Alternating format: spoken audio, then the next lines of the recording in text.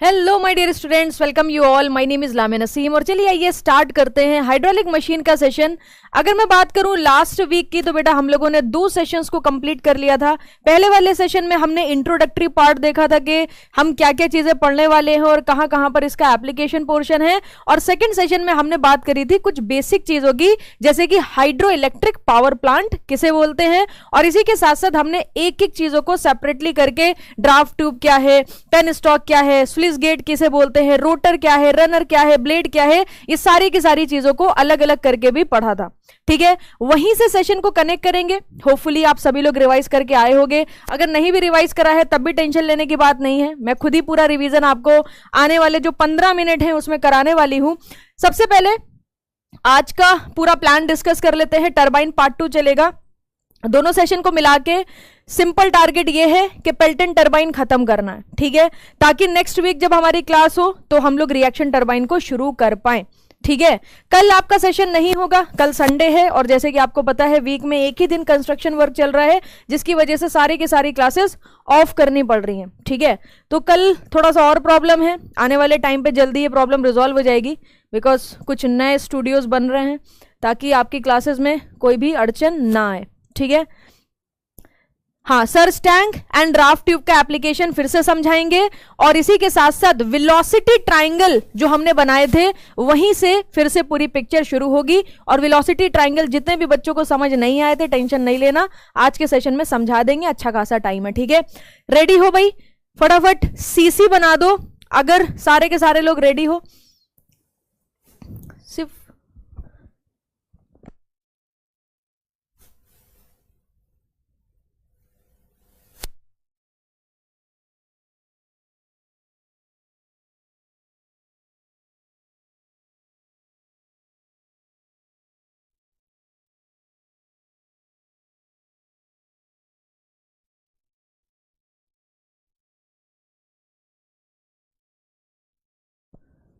ठीक है, चलो बढ़िया, तो शुरू करते हैं बिना किसी डिले के।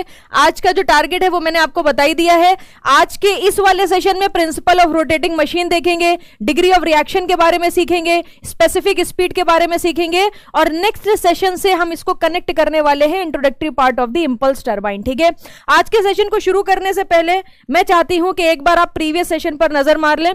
क्यों? क्योंकि एक एक हफ्ता में हमारे सेशन हो रहे हैं, so it is very important.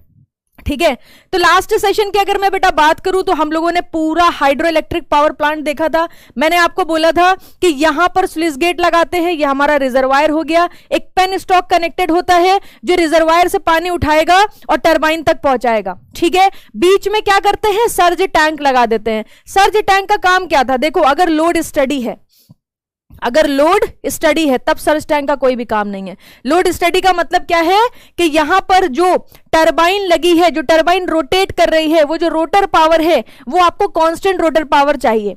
आप फाइनल जो आउटपुट है उसमें कोई भी फ्लक्चुएशन नहीं चाहते हो, चाहे मार्केट में डिमांड इलेक्ट्रिसिटी की बढ़ जाए चाहे घट जाए, आप कांस्टेंट पावर जनरेट करते जा रहे हो लगातार, तो उस केस में सर्ज टैंक की रिक्वायरमेंट नहीं होती है। बट अगर लोड में फ्लक्चुएशन है, कभी आप ज्यादा पावर ट्रांसमिशन कर रहे हो, पावर जनरेशन कर रहे हो, सिंपली अगर बोले कभी आप कम पावर जनरेशन कर रहे हो, तो उस केस में क्या करना पड़ता है, आपको यहां पर सर्ज टैंक लगानी पड़ती है ताकि वो प्रेशर के फ्लक्चुएशन को क्या कर सके, रिड्यूस कर सके।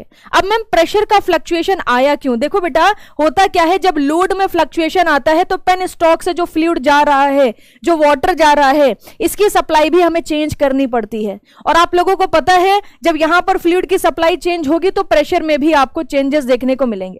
ठीक है, तो वो जो प्रेशर का चेंज है उसको हम लोग कंट्रोल करने की कोशिश करते हैं। मैम हम कंट्रोल कर ही क्यों रहे हैं, रीजन क्या है, देखो बेटा होगा क्या, अगर हाई प्रेशर फ्लूइड अचानक से प्रेशर बढ़ गया तो हाई प्रेशर फ्लूइड जाके टरबाइन की ब्लेड के साथ स्ट्राइक करने वाला है, टकराने वाला है, जिसकी वजह से क्या होगा, प्रेशर वेव डेवलप होंगी। इसी फिनोमिना को बोलते हैं वाटर हैमर।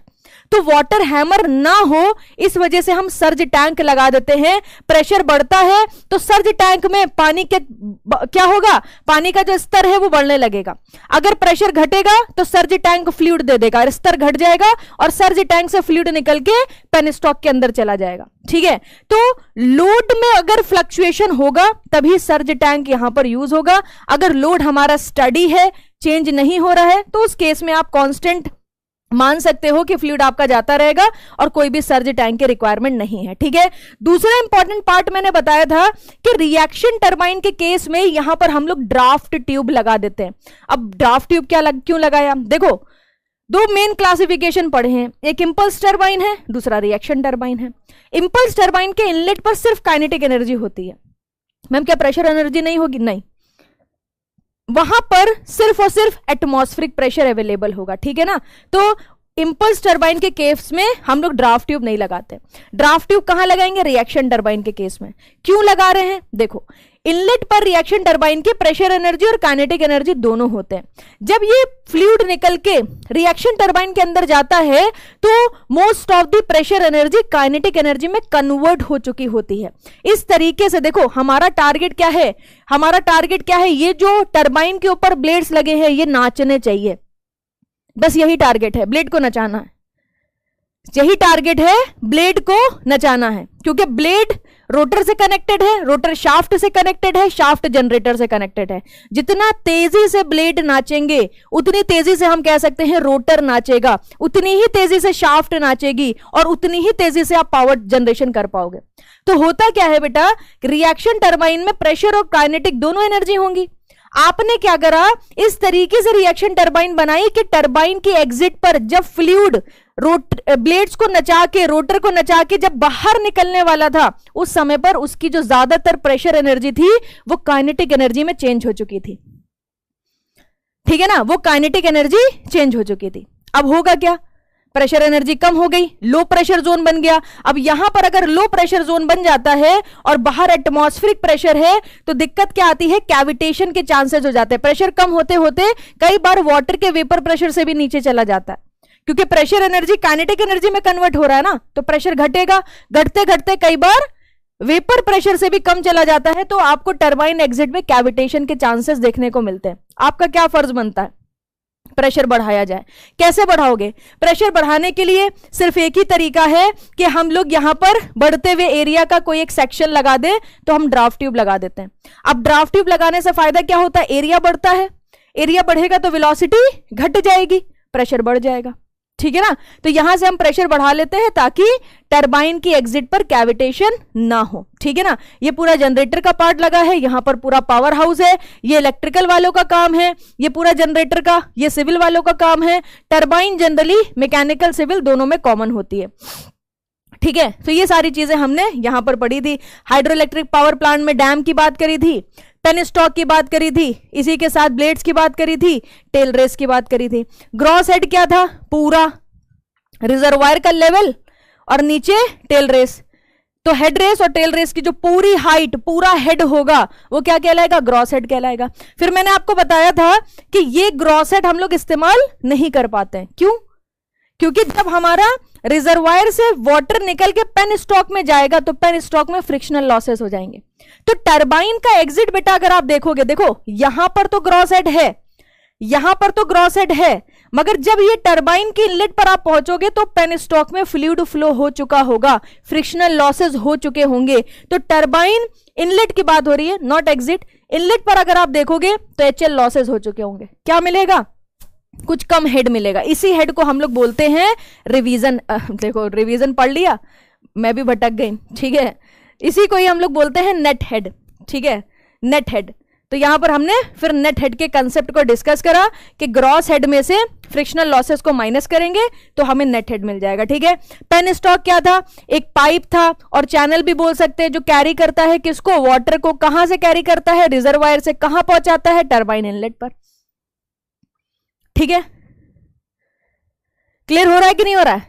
पेन स्टॉक का सिंपल सॉर्टेड फंडा है। ठीक है, जनरली पेन स्टॉक को हम लोग स्टील से बनाते हैं, कंक्रीट से भी बनाते हैं, हाई प्रेशर को बेयर कर पाता है ये। ठीक है ना, गेट और फिल्टर्स को हम लोग लगा देते हैं ताकि जो रिजर्वायर में कंकड़ पत्थर हैं, डेब्रिस है, वो ना आए। वरना होगा क्या? हाई वेलोसिटी से फ्लूइड भी आ रहा है और उसी के साथ कंकड़ पत्थर भी चल के आएंगे, जाके टरबाइन के ब्लेड से लड़ेंगे धड़ाम। ठीक है, तो टरबाइन की ब्लेड्स क्या होंगी? खराब हो जाएंगे। और टरबाइन क्या है? एक एक्सपेंसिव प्रोडक्ट है आपका। तो फिल्टर वगैरह लगा देते हैं। और स्लुइस गेट क्यों लगाते हैं? ताकि हम लोग अमाउंट ऑफ वाटर को कंट्रोल कर सकें। सर्ज टैंक का पूरा काम मैंने आपके साथ डिस्कस कर लिया। टेल रेस क्या है? टेल रेस वाटर को क्या करता है? कैरी करता है और दूर करता जाता है टरबाइन से। भैया एक चीज ध्यान रखना, टरबाइन जो है ना स्टडी फ्लो का केस है, मास चेंज नहीं होगा। जितना मास अंदर जाएगा उतना ही मास बाहर निकल जाएगा। अगर अंदर जाके वाटर बैठता गया तो कितना वाटर अंदर भर जाएगा टरबाइन के, ठीक है ना। तो हमेशा ध्यान रखना, this is the case of steady flow. Fluid अंदर जाएगा, जितना अमाउंट ऑफ मास अंदर गया उतना ही बाहर निकल जाएगा, और टेल रेस इसको क्या करता रहेगा? दूर करता रहेगा कि भाई जाते जाओ, तुम्हारा काम खत्म, जाते जाओ और इधर से नया फ्लूइड आते जाओ। ठीक है, तो ये एक चीज हमको यहां पर समझ में आ गई थी। सर्ज टैंक ड्राफ्ट ट्यूब का मैंने पूरा बता दिया था कि हम लोग टरबाइन एग्जिट पर लगाते हैं, क्योंकि टरबाइन एग्जिट पर चांसेस ज्यादा होते हैं। इस तरह का एक डायग्राम दे दिया था ताकि आप बना पाओ, क्योंकि आपकी ड्राइंग मेरे से तो अच्छी है नहीं, ठीक है। तो मैंने कहा था कि तुम लोग जो हो ये वाला ड्राइंग यूज कर लेना। ये आपका रनर लगा है, इसके ऊपर वेन्स लगी हुई हैं, ड्राफ्ट ट्यूब लगा हुआ है, सर्ज टैंक लगा है, पूरा वही डायग्राम है। अब मैं यहां से शुरू करने जा रही हूं वेलोसिटी ट्रायंगल से, ठीक है। छोटी छोटी मछली भी स्ट्राइक कर जाती हैं, वाह क्या बात है। मछलियां कहां से आ गई भाई? ग्रॉस हेड को कैसे डिफरेंस क्या बोला गया है मैम? डेफिनेशन पढ़ाइए। ग्रॉस हेड के क्या है? ग्रॉस हेड का मतलब है द डिफरेंस, डेफिनेशन पढ़ा चुकी हूं, पिछले वाली क्लास में लिखवाया भी है। The vertical distance between the head race and the tail race, सबसे हाइट पर जो रिजर्वायर का लेवल है और जहां पानी जाके टरबाइन से निकलने के बाद गिर रहा है, वहां से लेकर वहां तक की हाइट को ग्रॉस हेड बोलते हैं, ठीक है। बट वो हमें मिल नहीं पाता है। हाँ, एक चैनल है जो टरबाइन से आने वाले वाटर को कैरी करता है, सही है। वेरी गुड आफ्टरनून टरबाइन में, ठीक है, हो गया है। चलो बहुत ही बढ़िया, शुरू करते हैं आज के सेशन को। ध्यान से समझियो, ये डायग्राम मैंने फिर से यहां पर डाल दिया है, जरूरत पड़ेगी तो यूज करते रहेंगे, ठीक है। सबसे पहले बात करते हैं वेलोसिटी ट्रायंगल की। एक जनरल केस बना रहे हैं, जिसको समझ नहीं आया है वो बहुत ध्यान से देखें। वेलोसिटी ट्रायंगल, अभी ये जो वेलोसिटी ट्रायंगल बेटा हम डिस्कस करने जा रहे हैं, ये किसी भी एक स्पेसिफिक टरबाइन के लिए नहीं होने वाला, जनरल केस डिस्कस करेंगे।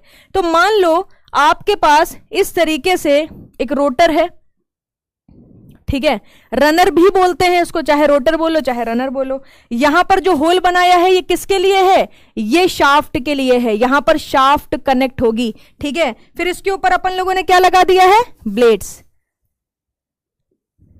इस तरीके से, ठीक है। तो चलो पहले ऊपर से शुरू करते हैं। मान लो कि हमारा जो ब्लेड है वो इस तरीके से बकेट शेप में हमने सिलेक्ट करा है, ठीक है। इस तरीके से बेटा क्या है? बकेट शेप में ब्लेड्स लगे हुए, और ब्लेड्स हमेशा कैसे होते हैं? इक्वली स्पेस्ड होते हैं, इक्वली स्पेस्ड होते हैं, ठीक है। तो इस तरह का पूरा सिनेरियो आपको दिया हुआ है। हमने क्या करा, यहां पर एक नोजल लगा दी, क्योंकि अब हमको क्या करना है, ये जो हमारे पास सिंपल सॉर्टेड टरबाइन है इसको नचाना है। अब इसको अगर रोटेट कराना है तो हमने क्या करा, एक नोजल लेके आए, ध्यान से समझियो, एक नोजल लेके आए, ठीक है। इस नोजल को बेटा किससे कनेक्ट कर दिया? पाइप से कनेक्ट कर दिया। इस नोजल को किससे कनेक्ट कर दिया? पाइप से कनेक्ट कर दिया। अब ये नोजल पाइप से कनेक्टेड है, यहां से फ्लूइड उठाएगी और यहां से क्या करेगी? फ्लूइड ऐसे ऐसे ऐसे जाके फ्लूइड टकराएगा, ठीक है। ऐसे जाके फ्लूइड टकराएगा किससे? इस तरीके से। ये जो बकेट शेप की हमने वेन्स ले ली हैं, या कह सकते हैं जो बकेट शेप की हमने ब्लेड्स ले ली हैं, इससे जाके टकराएगा। अब आप खुद सोच के देखो, अगर कोई भी जेट लगातार टकरा रहा है तो क्या ये रोटर रोटेट होगा? बताओ मुझे, क्या ये रोटर रोटेट होगा? बिल्कुल होगा, क्योंकि ये जेट लगातार यहां से जैसे ये वाला वेन आगे बढ़ेगा या ब्लेड आगे बढ़ेगा, ये ब्लेड यहां आ जाएगा, फिर ये ब्लेड आज यहां पर आ जाएगा। और जरूरी नहीं है कि हमेशा एक ही नोजल लगाएं, मोर देन वन नोजल भी लगाई जा सकती है, ठीक है। एक से ज्यादा नोजल भी लगाई जा सकती हैं। पेल्टन टरबाइन की आगे बात करेंगे तो बताएंगे कि मैक्सिमम कितने नंबर ऑफ नोजल्स का हम लोग यहां पर इस्तेमाल करते हैं, ठीक है। एक चीज और समझने की कोशिश करो, यहां पर जो ब्लेड्स हैं वो इक्वली स्पेस्ड होती हैं, इक्वली स्पेस्ड। तो हमेशा ध्यान रखना कि अगर कोई भी दो ब्लेड्स के बीच का एंगल, चलो मान लेते हैं दो ब्लेड्स के बीच का एंगल कितना है? अल्फा है। दो एडजेसेंट ब्लेड के बीच का एंगल अल्फा है, फाई मान लो, थीटा मान लो, कुछ भी मान लो, जो भी एंगल मन करे मान लो, मैं फाई मान लेती हूं चलो। तो आप मुझे बता सकते हो अगर दो ब्लेड के बीच का एंगल फाई है तो टोटल कितने नंबर ऑफ ब्लेड्स यहां पर होंगे? सोच के बताओ, ये मैथ्स है, सोच के बताओ। पूरा रोटर अगर आप देखोगे 360 डिग्री है, पूरा रोटर कितना है 360 डिग्री। जब एक बार पूरा रोटर का सरकमफेरेंस आप चेक करोगे 360 डिग्री का एंगल है। दो ब्लेड्स के बीच में कितना एंगल है अल्फा, दो ब्लेड्स के बीच में कितना एंगल है अल्फा, तो नंबर ऑफ ब्लेड्स कितनी आ जाएंगी? सोचो सोचो इसके बारे में, दिमाग लगाओ। ये सब्जेक्ट ऐसा है बेटा, सुनना है और पिक्चर क्लियर करनी है बस, बाकी सब थ्योरेटिकल क्वेश्चंस आते हैं। एन कह रहे हैं एन नंबर ऑफ ब्लेड्स होगी, बहुत ही बढ़िया। 360 डिवाइडेड बाय जो भी दो एडजेसेंट ब्लेड के बीच में एंगल होगा। याद रखियो नंबर ऑफ ब्लेड यहीं पर ही लिखवा दिया है, कभी भी नंबर ऑफ ब्लेड निकालना पड़ जाए तो 360 डिग्री का एंगल है, पूरा सर्कल है ना, और इसमें से जैसे ही आप एंगल को डिवाइड करा दोगे, कौन सा एंगल? दो एडजेसेंट ब्लेड के बीच में बनने वाला एंगल, जैसे ही आप इसे डिवाइड कराओगे आपके पास टोटल नंबर ऑफ ब्लेड्स निकल के आ जाएंगी। जब अलग अलग स्पेसिफिक टरबाइंस पढ़ेंगे तो वहां पर डेटा लिखवाऊंगी, पेल्टन टरबाइन में कितनी ब्लेड्स यूज होती हैं, रिएक्शन टरबाइन में फ्रांसिस, फॉर्निरॉन, कैप्लान, प्रोपेलर, सब में आपको डेटा दूंगी। इनकी विड्थ के रेशियोज क्या हैं, ठीक है ना, स्पीड रेशियो क्या होने वाला है, इसमें कितनी नंबर ऑफ ब्लेड्स का यूज करते हैं, ब्लेड का शेप क्या होता है, सब कुछ डिस्कस होगा, ठीक है। बट अभी हमें किस पर फोकस करना है? वेलोसिटी ट्रायंगल पर। अब एक चीज सोचने की कोशिश करो, यहां पर बहुत दिमाग लगाने वाली बात है और यहां पर बोर्ड पर जो फोकस करेगा बस वही समझ पाएगा। जैसे ही ये जेट इस ब्लेड से टकराएगा, ब्लेड आगे बढ़ेगी, ये भी ब्लेड यहां पर आगे बढ़ेगी, ठीक है ना। तो यहां पर अगर आप देखोगे तो यहां से फ्लूइड इनलेट है, ये मतलब यहां से फ्लूइड एंट्री लेगा और फ्लूइड एग्जिट कहां से लेगा? यहां से। ये एग्जिट ऑफ द फ्लूइड हो गई, एक एंट्री हो गई और दूसरी एग्जिट हो गई। एंट्री पर ब्लेड की कुछ वेलोसिटी होगी, मान लो u1 है, एग्जिट पर ब्लेड की कुछ वेलोसिटी होगी, मान लो u2 है। ये कौन सी वेलोसिटी है? ब्लेड वेलोसिटी है। कौन सी वेलोसिटी है? ब्लेड वेलोसिटी, ठीक है। तो एक एक करके ध्यान से समझते भी जाओ। u1 क्या है? u1 मैंने क्या माना है?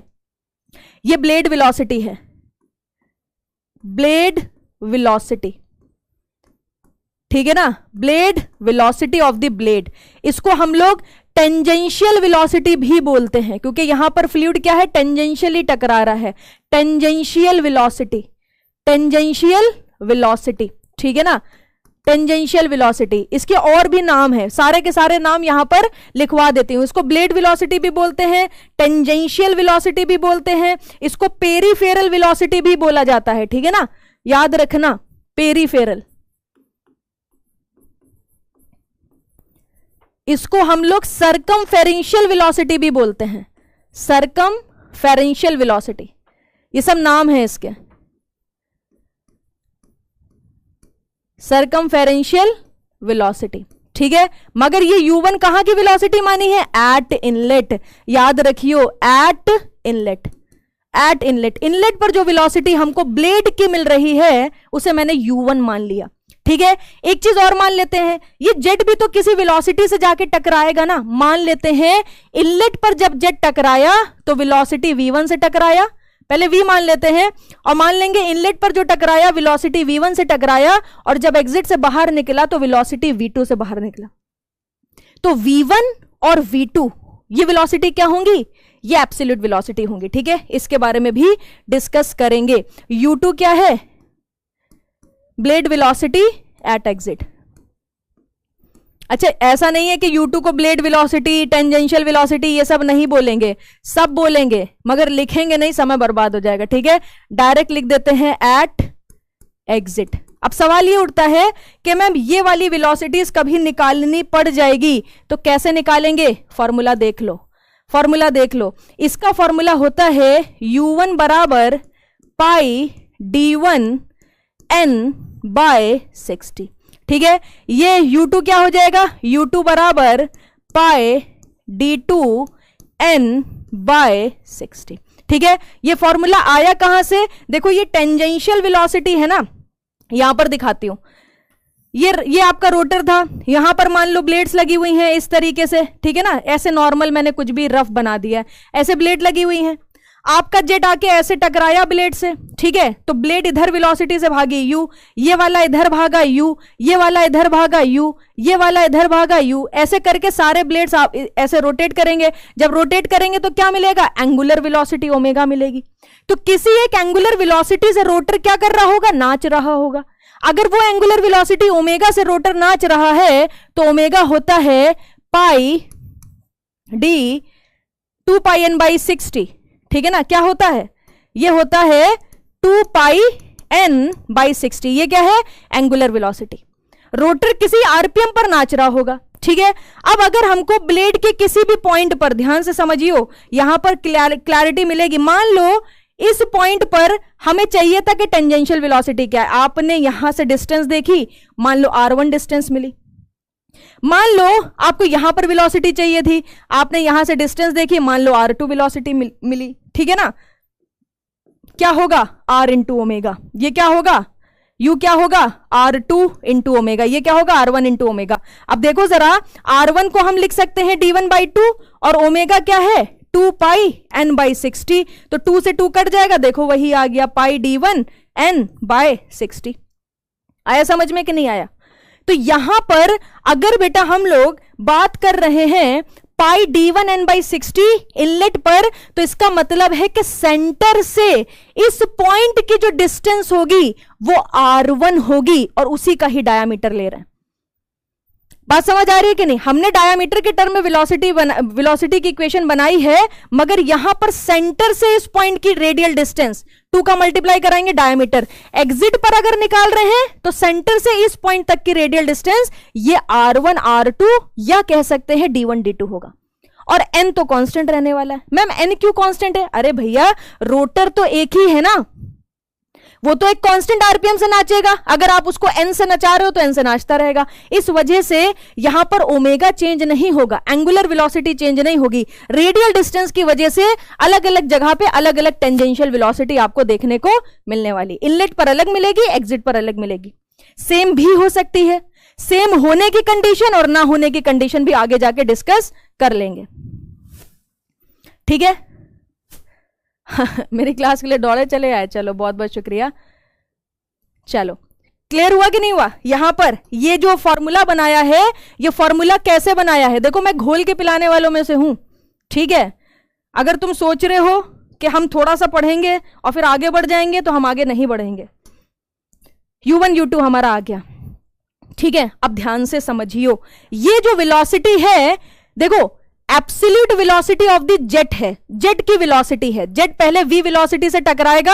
अगर इनलेट पर 0.1 माना है तो जेट क्या करेगा बेटा, 0.1 पर v1 वेलोसिटी से एंट्री करेगा, v2 वेलोसिटी से एग्जिट करेगा। ध्यान से देखो, ध्यान से समझियो, v1 क्या है, absolute velocity, absolute velocity, absolute velocity at inlet, inlet, ठीक है।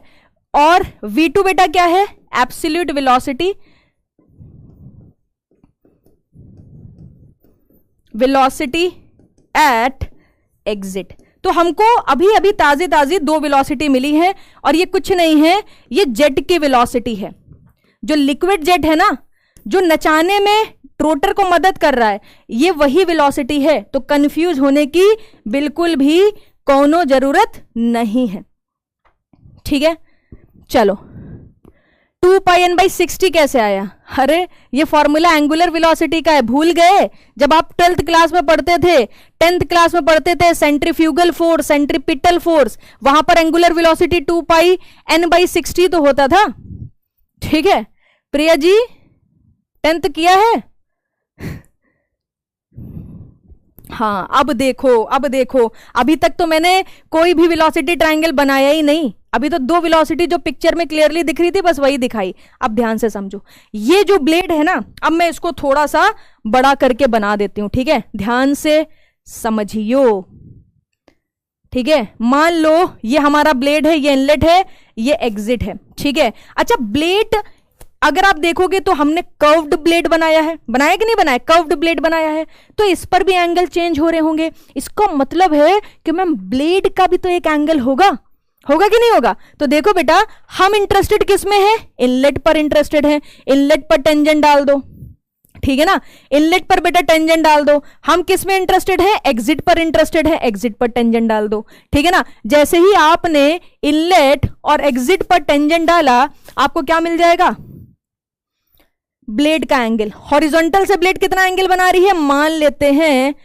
β1 बना रही है, β1 मान लो, β1, ठीक है। और एग्जिट पर कितना बना रही है, β2। तो ये कौन सा एंगल है, β1 β2, β1 और β2 कौन सा एंगल है, ये एंगल है इस ब्लेड का। अगर आप यही सेम चीज बेटा, ये एंगल इधर से देखना चाहते हो ना, कि मैं मुझे इधर से दिखाओ जरा, मुझे मजा नहीं आई, मुझे इधर से दिखाओ कि हॉरिजॉन्टल पर ये एंगल कैसा बन रहा होगा, तो बेटा ये एंगल है, ये एंगल है, ध्यान से समझियो, पूरा पोस्टमार्टम कर देंगे आज वेलोसिटी प्रोफाइल का। ये एंगल है β1, मतलब क्या है, ये β1 जो है ये एंगल है ब्लेड इनलेट पर, blade angle at the inlet. क्यों मैम इनलेट क्यों बोल रहे हैं, ब्लेड एंगल क्यों नहीं बोल रहे हैं, अरे भैया ब्लेड कर्व्ड है, इस पॉइंट पर एंगल अलग होगा, इस पॉइंट पर एंगल अलग होगा, इस पॉइंट पर एंगल अलग होगा, इस पॉइंट पर एंगल अलग होगा। तो आप कौन सा पॉइंट लोगे, इनलेट वाला ही तो लोगे, उसके बाद डायरेक्ट कौन सा पॉइंट लोगे, एग्जिट वाला, एग्जिट वाला। अब देखो जी, अब देखो जी, यहां पर ये लो, इसको और आगे बढ़ा के दिखा देते हैं, ठीक है। कितना एंगल बना रहा है हॉरिजॉन्टल से, कितना एंगल बना रहा है हॉरिजॉन्टल से, β2, ठीक है। तो हमको दो और पैरामीटर पता चले, बहुत ही शानदार पैरामीटर, इनको एक बार लिख लेते हैं और फिर आगे चलेंगे, ठीक है। तो हमें मिला क्या बेटा, β1 मिला, ये कहलाता है ब्लेड एंगल एट इनलेट, ठीक है ना, ये क्या कहलाता है, ब्लेड एंगल एट इनलेट। और β2 क्या कहलाएगा, blade angle at exit, blade angle at exit, ठीक है। अब आप मुझे बताओ, क्या कभी ऐसा हो सकता है कि β1 और β2 बराबर हो जाएं, बताओ मुझे। आप यकीन मानो, जब ये पूरा सब्जेक्ट खत्म होगा ना, you will be the best in your class and anywhere जहां पर आप बैठ रहे हो बाकी बच्चों के साथ, ठीक है। अब आप मुझे ये बताओ कि क्या कोई ऐसा सिनेरियो है β1 β2 सेम हो जाए, सोच के बताओ, सोच के बताओ, सोच के बताओ, क्या कोई ऐसा सिनेरियो है।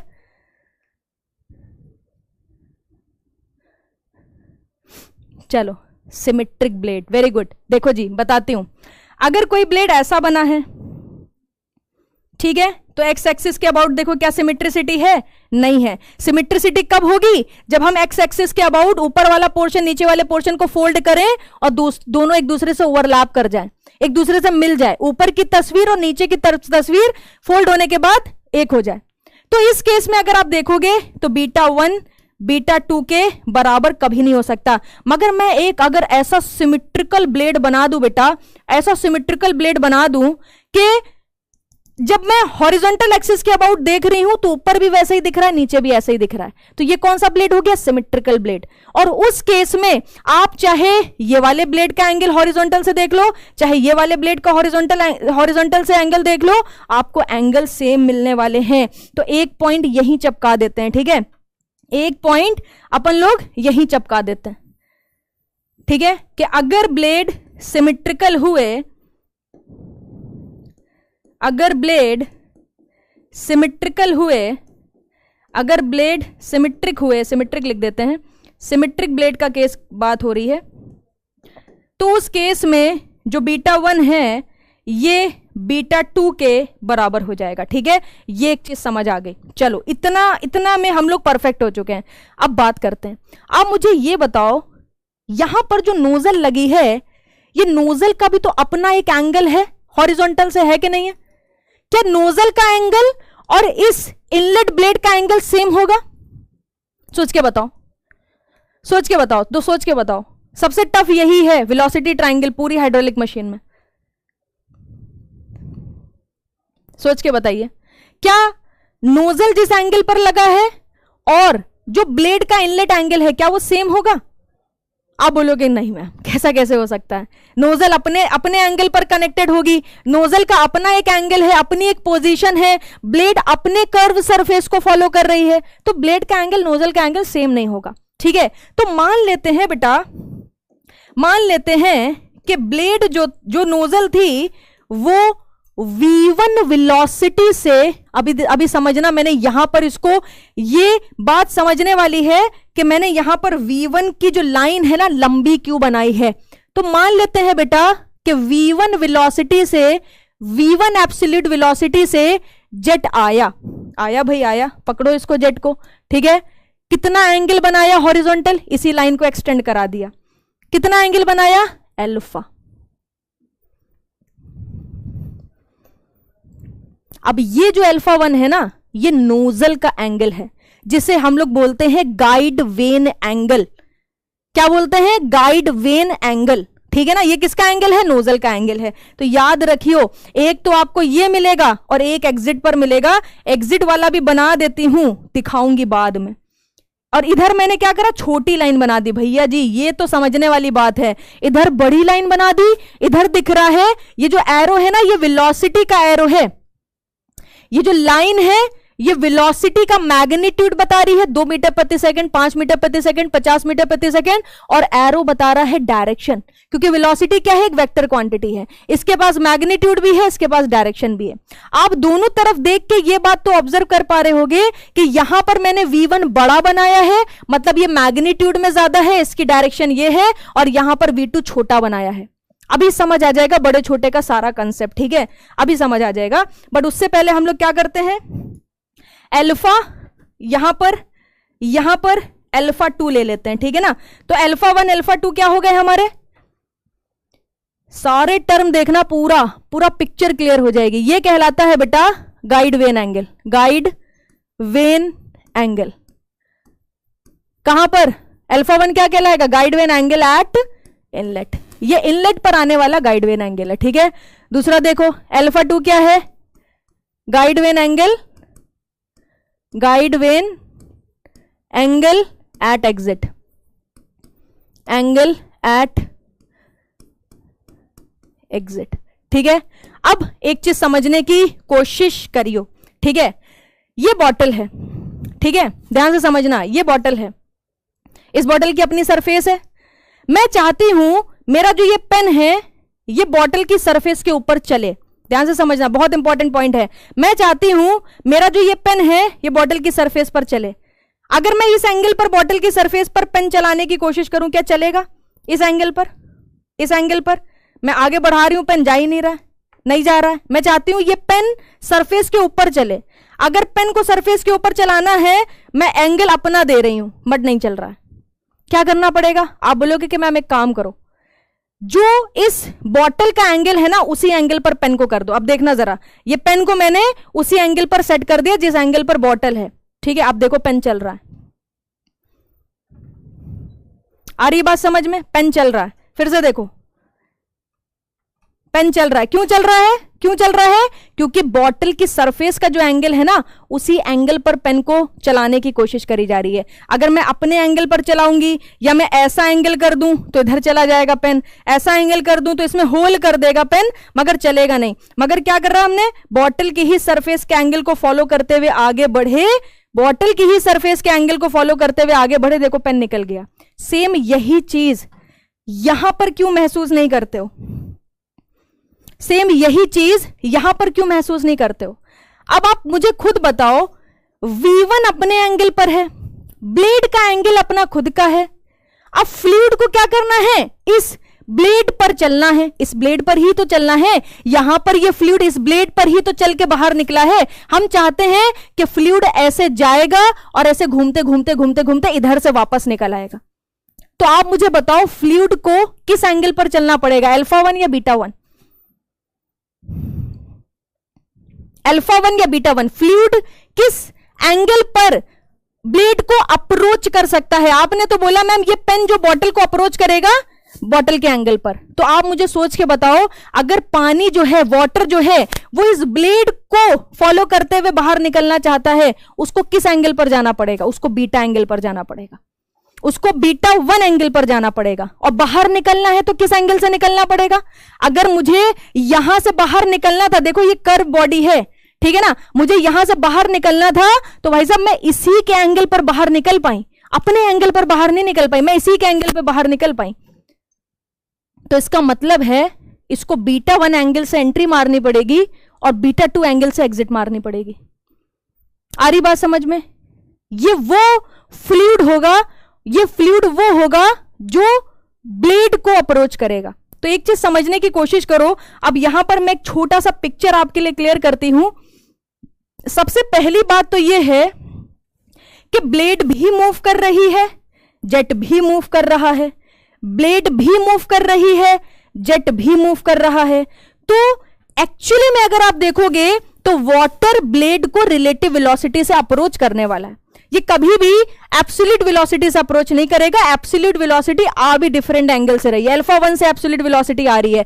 मगर जब आप यहां पर ये चीज देखोगे कि फ्लूइड ने इस ब्लेड को किस एंगल पर अप्रोच करा, तो मैं क्या करूंगी ना, मैं अल्फा 1 पे चलूंगी, सॉरी बीटा 1 पे चलूंगी, ठीक है। तो इसका मतलब है बेटा कि V1 से जेट आया, मगर एक्चुअल में VR1 रिलेटिव वेलोसिटी से फ्लूइड क्या करा, ब्लेड के अंदर गया। अब ये रिलेटिव वेलोसिटी क्या होगी, ये रिलेटिव वेलोसिटी क्या होगी, देखो भाई VR1, ठीक है, हम बात कर रहे हैं VR1 की। ये रिलेटिव वेलोसिटी क्या बेटा, हम ये बोल सकते हैं V1 माइनस U1 होगी। इंपैक्ट ऑफ जेट, प्लेट भी जा रही है, जेट भी जा रहा है, तो रिलेटिव वेलोसिटी से फ्लूइड जेट प्लेट पर पहुंचेगा। वो रिलेटिव वेलोसिटी क्या होगी, V1 माइनस U1। क्यों? क्योंकि जेट के डायरेक्शन और इसी के साथ साथ ब्लेड का डायरेक्शन दोनों समान है, तो क्या होगा, V1 माइनस U1 हो जाएगा। और यह कहलाता है relative velocity of fluid. Relative velocity of fluid, relative velocity of fluid eight inlet, ठीक है, एट इनलेट। VR1 क्या कहलाएगा? अब आप खुद सोचो, अगर V1 से U1 माइनस कर रहे हो तो VR1 बड़ा है या V1 बड़ा है? चलो देखते हैं कितना समझ आ रहा है। अगर आप V1 में से U1 माइनस करके VR1 पा रहे हो, तो आप मुझे बताओ V1 बड़ा होगा कि U1, VR1 बड़ा होगा कि V1 बड़ा होगा? VR1 बड़ा होगा या V1 बड़ा होगा? सोचो सोचो सोचो, VR1 बड़ा होगा, बिल्कुल, बहुत सही। अरे सोचो वापस से। हाँ, बीटा 1 से जेट हिट करेगा ना, बीटा 1 से जेट नहीं हिट करेगा। होता क्या है ना, आप ऐसे सोचो, ये ब्लेड है और ये जेट है, जेट आ रहा है, ब्लेड भी मूव कर रहा है, जेट आ रहा है, ब्लेड भी मूव कर रहा है। तो एक्चुअल में जेट वेलोसिटी से ब्लेड पर कभी भी फ्लूइड नहीं जाता है, रिलेटिव वेलोसिटी से अप्रोच करता है, रिलेटिव वेलोसिटी से अप्रोच करता है। क्योंकि देखो ना, ऐसी सिचुएशन बनती है, ऐसी सिचुएशन बनती है कि जेट आ रहा है और ब्लेड आगे की डायरेक्शन में मूव कर रहा है, तो हमेशा रिलेटिव वेलोसिटी से। इसी वजह से तो बेटा आप बोल रहे हो V1 बड़ा होगा। अब देखो, इसकी लेंथ नाप लो, इसकी लेंथ नाप लो, VR1 छोटा है, V1 बड़ा है, ठीक है। अब ये जो U1 वाला वेक्टर है ना, मैं इस U1 वाले वेक्टर को बेटा उठाऊंगी, इस U1 वाले वेक्टर को उठाऊंगी, यहां सेट कर दूंगी, क्योंकि मुझे वेलोसिटी का पूरा ट्रायंगल बनाना है, मुझे वेलोसिटी का पूरा ट्रायंगल बनाना है। ये क्या हो गया बेटा, ये आपका हो गया U1, ये आपका हो गया U1। आया मजा? जो U1 वहां बनाया था उसको उठा के उधर सेट कर दिया, यही तो वेलोसिटी ट्रायंगल होता है। अब ध्यान से समझो, ये जो V1 है अल्फा एंगल पर, इसके मुझे दो कंपोनेंट दिख रहे हैं, एक हॉरिजॉन्टल कंपोनेंट दिख रहा है और एक वर्टिकल कंपोनेंट दिख रहा है, ठीक है। हॉरिजॉन्टल कंपोनेंट क्या होगा, देखो जरा, हॉरिजॉन्टल कंपोनेंट ये है, this is the horizontal component of V1। क्या होगा बेटा, ये हो जाएगा आपका, इसको हम लोग बोलते हैं VW1। ये किसके बराबर होगा, V1 cos alpha, V1 cos alpha 1। और इसकी डायरेक्शन क्या होगी, ये डायरेक्शन होगी। सबकी डायरेक्शन बनाते चलना है। U1 की डायरेक्शन क्या है, इधर है। अब इधर देखो जरा, ये क्या कहलाएगा बेटा, ये कहलाएगा V1 साइन अल्फा ना, इसको हम लोग बोलते हैं VF1, ये कहलाता है V1 साइन अल्फा 1। इसकी डायरेक्शन क्या होगी, यहां से फ्लूइड नीचे आ रहा होगा, ठीक है। तो हमेशा ध्यान रखो जो एब्सोल्यूट वेलोसिटी होती है इसके बेसिकली दो कंपोनेंट होते हैं, ध्यान से समझियो। VR1 हो चुका है, अभी मैं यहां पर कंपोनेंट बताती हूं, फिर बाकी बाद में लिखेंगे। जो एब्सोल्यूट वेलोसिटी होती है इसके बेसिकली दो कंपोनेंट होते हैं, एक आपका कहलाता है VW1, दूसरा आपका कहलाता है VF1। VW1 जो होता है ये हमारा कहलाता है वर्ल कंपोनेंट, क्या कहलाता है, वर्ल कंपोनेंट, ठीक है।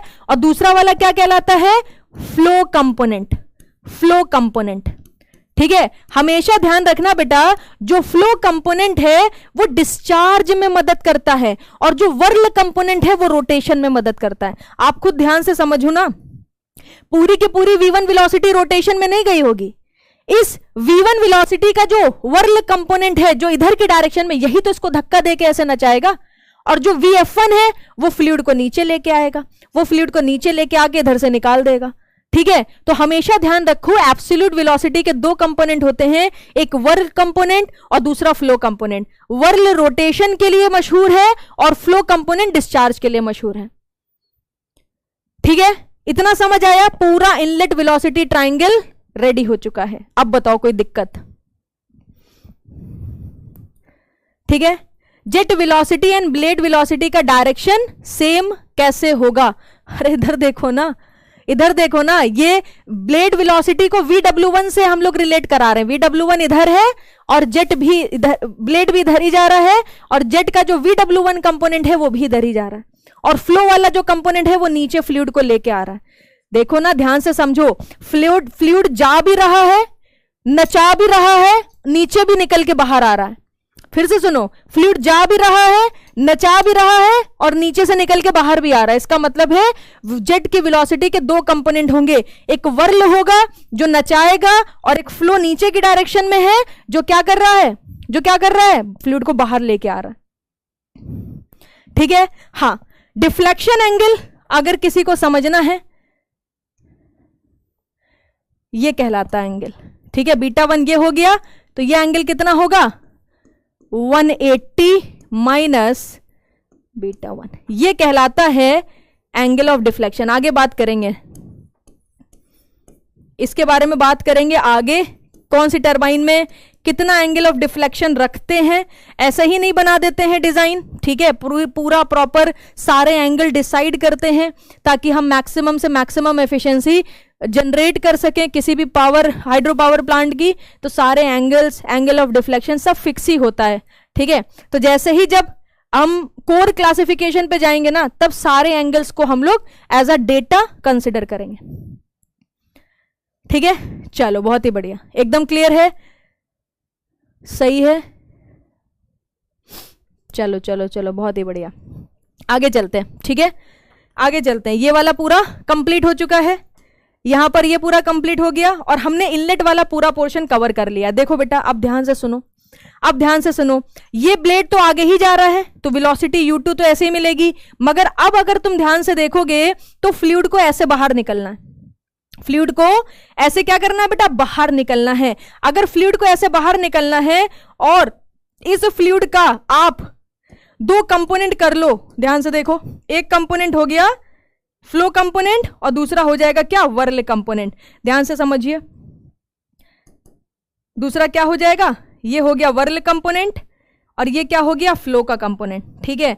तो यहां पर आप खुद सोचो कि ये जो वर्ल कंपोनेंट अपन लोगों को दिख रहा है, अब इसकी डायरेक्शन ये हो जाएगी और ये हो जाएगा VW2, ठीक है। ये क्या हो जाएगा, VW2, ये क्या हो जाएगा, VW2, VW2, ठीक है। और यहां पर देखो ये क्या हो जाएगा, ये आपका हो जाएगा VF2, flow component of the fluid, ये क्या कहलाएगा, VF2, ठीक है। अब आप खुद सोच के देखो, अगर U2 वेलोसिटी देखोगे बेटा इधर जा रही है, ठीक है। अगर आप V2 वेलोसिटी देखोगे तो इसका कंपोनेंट इधर जा रहा है, मतलब V2 वेलोसिटी की जो टेंडेंसी है इधर जाने की है। अब जरा रिलेटिव वेलोसिटी निकालो कितनी होगी, क्योंकि दोनों मूव कर रहे हैं ना। अब देखो हो क्या रहा है, फ्लूइड इधर की तरफ वापस निकल रहा है और ब्लेड तो आगे जा ही रहा है, ब्लेड तो आगे जा ही रहा है। यहां पर ऑब्जर्व करने की कोशिश करो, ये पूरा का पूरा ब्लेड ये तो आगे बढ़ जाएगा, मगर फ्लूइड इधर से एंट्री करके इधर से बाहर निकल रहा है। तो ब्लेड आगे जा रहा है, फ्लूइड ऐसे जा रहा है, ब्लेड आगे जा रहा है, फ्लूइड ऐसे जा रहा है। रिलेटिव वेलोसिटी कितनी हो जाएगी? रिलेटिव वेलोसिटी कितनी हो जाएगी?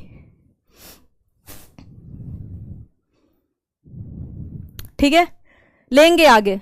वर्ल कंपोनेंट कहां लेना है कहां नहीं लेना है आगे क्लियर होगा। ठीक है, जब हम कैलकुलेशन करेंगे ना कि कितना रोटर पावर हमको मिला, तो उसमें v1 वेलोसिटी नहीं रखेंगे, वर्ल वेलोसिटी ही रखेंगे, क्योंकि वही रिस्पॉन्सिबल है रोटेशन के लिए। बट जब वेलोसिटी प्रोफाइल बना रहे हो तो उसमें तो आपको देखो एक चीज समझो ना, वर्ल वेलोसिटी से तो फ्लूइड आया नहीं है, वेलोसिटी एब्सोल्यूट वेलोसिटी से ही फ्लूइड आया है। तो आपको वेलोसिटी प्रोफाइल में तो उसके कंपोनेंट दिखाने ही पड़ेंगे, फ्लो कंपोनेंट, वर्ल कंपोनेंट। मगर अब जब हम कैलकुलेशन करेंगे और कैलकुलेशन होगी कि कितनी रोटेशनल पावर हमने डेवलप करी, उस केस में फिर हम v1 को कभी नहीं लेंगे, हमेशा क्या लेंगे? vw1, क्योंकि vw1 ही रिस्पॉन्सिबल है रोटेशन के लिए। ठीक है, तो क्वेश्चन आपका अच्छा है, बट वेलोसिटी प्रोफाइल में कोई चोरी नहीं चलेगी, सब कुछ क्रिस्टल क्लियर दिखाना पड़ेगा। अब देखो आपने बोला v2 u2 हो जाएगा, तो आप खुद सोचो अगर v2 प्लस u2 हो रहा है तो आपको भी पता है कि रिलेटिव वेलोसिटी ज्यादा हो जाएगी, तो ये मिल जाता है क्या बेटा? vr2। इसी वजह से यहां पर अगर आप देखोगे तो पहले v1 है फिर vr1 है। यहां पर देखोगे v2 का लेंथ छोटा है, vr2 का लेंथ ज्यादा है, क्योंकि vr2 क्या है? v2 प्लस u2 है। ठीक है, अब जो ये u2 है बेटा, इसको जरा चेक करो, इसको जरा चेक करो। ये जो v2 है, ये जो vr2 है, यहीं से मैं उठा लेती हूं, इसी कंपोनेंट को उठा के इन दोनों के बीच में सेट कर देते हैं। ठीक है ना, इन दोनों के बीच में सेट कर देते हैं। देखो सेट कर दिया, अब ये क्या कहलाएगा? ये आपका कहलाएगा u2। ठीक है, डायरेक्शन क्या है? u2 की डायरेक्शन देखो, u1 की डायरेक्शन देखो, u1 भी इधर जा रहा है, u2 भी इधर जा रहा है। मगर vw1 को देखो, vw1 इधर जा रहा है और vw2 अपोजिट जा रहा है, और जाना भी चाहिए। अगर कोई रोटेशन में हमारी मदद कर रहा है तो इधर से तो फ्लूइड इधर जाएगा, मगर निकलेगा फिर अपोजिट डायरेक्शन से। तो vw1 और vw2 की जो डायरेक्शन है ना, ये भी इंपॉर्टेंट है। क्यों? क्योंकि डायरेक्शन से साइन बदल जाते हैं। डायरेक्शन से क्या होगा? साइन बदल जाएंगे। जैसे अभी साइन आपने रिलेटिव वेलोसिटी का बदल दिया, आपने बोला v2 प्लस u2 हो जाएगा। ठीक है, तो वर्ल वेलोसिटी के साइन को हम लोग बहुत खासा ध्यान देके चलने वाले हैं। तो सारे एंगल हो गए, अब एग्जिट पर सेम चीजें लिखनी है, मैं लिख देती हूं। ठीक है ना, सारी सेम चीजें लिखनी है। vr2 कितना हो गया है? ये हो गया है v2 प्लस u2। ये क्या कहलाएगा? रिलेटिव वेलोसिटी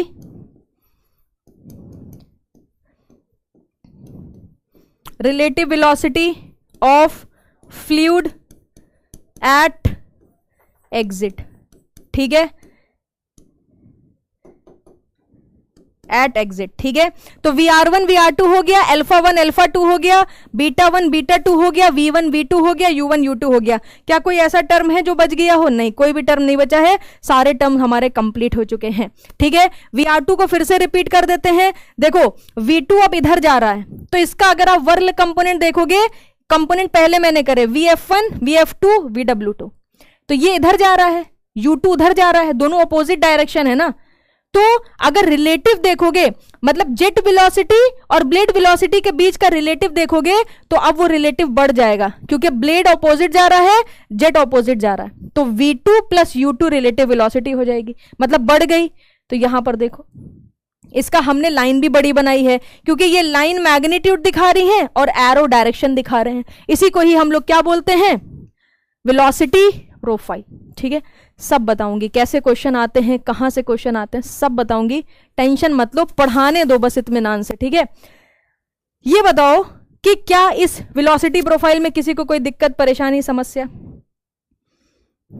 बताओ मुझे, बताइए बताइए बताइए। ठीक है, अभी अलग अलग टरबाइन के वेलोसिटी प्रोफाइल अलग से बनेंगे। ठीक है, तो ये ऐसा नहीं है कि कोई हमने एक फिक्स्ड वेलोसिटी प्रोफाइल बना लिया ना, हमने सिर्फ वेलोसिटी प्रोफाइल बनाना सीखा है। इसका यूज तो कहीं नहीं होगा, यूज होगा जब पेल्टन व्हील पढ़ेंगे, तो पेल्टन व्हील का अलग वेलोसिटी डायग्राम है, ठीक है, कैप्लान का अलग है, फ्रांसिस का अलग है, तो सबके अलग अलग बनाएंगे, मगर अब फिर जल्दी जल्दी बनाएंगे। क्यों? क्योंकि ऑलरेडी हमने की कंसेप्ट को समझ लिया है। थोड़ा टफ था बट क्लियर हो गया। हाँ, टफ तो रहती है ना चीज, हर चीज आसान थोड़ी ना होगी जीवन में। अब कुछ सवाल आपसे पूछते हैं, ठीक है। अगर मैं बोलती हूं blade is radial eight inlet, तो इसका मतलब क्या होगा? Blade is radial eight inlet, blade is radial eight inlet, इसका मतलब बताओ क्या है? Blade is radial eight inlet, सोचो। रेडियल ब्लेड का मतलब है जो फ्लूइड है और जो ब्लेड है, तो फ्लूइड रेडियली ब्लेड को यहां पर क्या करने वाला है? अप्रोच करने वाला है, ठीक है।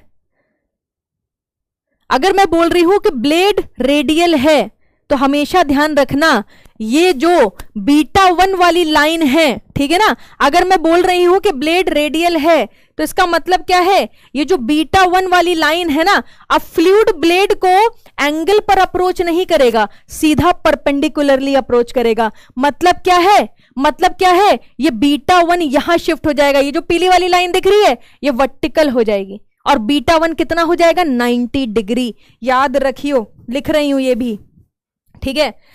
छोटी छोटी चीजें यहां पर लिख के दे रही हूं। सबसे पहले क्या बोला मैंने? Radial blade.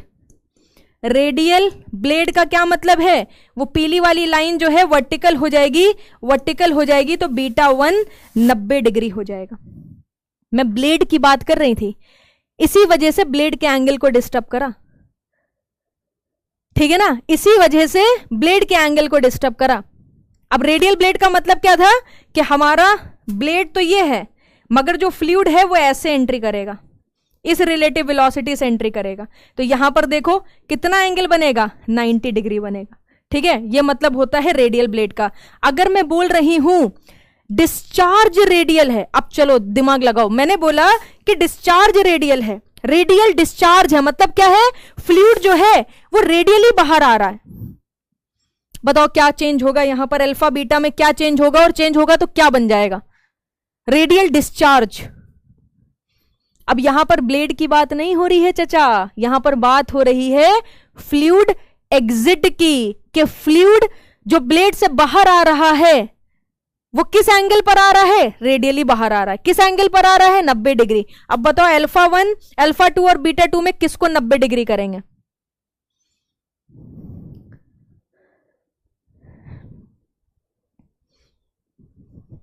सोचो सोचो सोचो, बहुत ही बढ़िया। एंगल 0 नहीं लिखो, अल्फा और बीटा के बारे में मुझे ज्ञान दो, ठीक है, कि अल्फा 90 है कि बीटा 90 है, अल्फा 2 90 है कि बीटा 2। अब जब डिस्चार्ज की बात हो रही है ना, तो बात होगी बेटा VR2 की, ठीक है ना, डिस्चार्ज सॉरी V2 की बात होगी। डिस्चार्ज V2 से हो रहा है, तो अल्फा 2 क्या हो जाएगा? 90 डिग्री हो जाएगा। तो हमेशा ध्यान रखियो, रेडियल डिस्चार्ज का मतलब होता है रेडियल डिस्चार्ज, ठीक है। रेडियल डिस्चार्ज का मतलब होता है अल्फा 2 जो है ये 90 डिग्री हो जाएगा। अल्फा 2 जो है, अल्फा 2 जो है वो 90 डिग्री हो जाएगा, ठीक है। अब देखो जरा यहां पर एक चीज समझने की कोशिश करो कि मैम ये VR1 और VR2 अलग हुआ ही क्यों? एक रिलेटिव वेलोसिटी से ब्लेड में एंट्री मारी थी, दूसरे रिलेटिव वेलोसिटी से निकल गए थे, ठीक है ना। तो ये VR1 VR2 पता है क्यों अलग हो जाता है? VR1 अलग मिलता है, VR2 अलग मिलता है। इसका सिंपल सा रीजन है ब्लेड की सरफेस। ब्लेड की सरफेस चाहे जितनी स्मूथ बना लो, कुछ ना कुछ रफनेस तो होगी। उसकी वजह से क्या होते हैं? लॉसेस होते हैं, फ्रिक्शनल लॉसेस होते हैं, जिसकी वजह से क्या होता है? वेलोसिटी चेंज हो जाती है। तो कहीं पर भी अगर लिख दे कि ब्लेड हमारे क्या है? फ्रिक्शनलेस है। क्या है? फ्रिक्शनलेस। फ्रिक्शनलेस ब्लेड है, मतलब ब्लेड में कोई फ्रिक्शन है ही नहीं। फ्रिक्शनलेस ब्लेड का मतलब होता है कि जिस वेलोसिटी से फ्लूइड एंट्री करेगा, उसी वेलोसिटी से फ्लूइड बाहर आ जाएगा। किस वेलोसिटी से फ्लूइड एंट्री कर रहा है? रिलेटिव वेलोसिटी से। फिर रिलेटिव वेलोसिटी से बाहर आ रहा है, ठीक है ना। तो VR1 VR2 एक दूसरे के क्या हो जाएंगे? बराबर हो जाएंगे।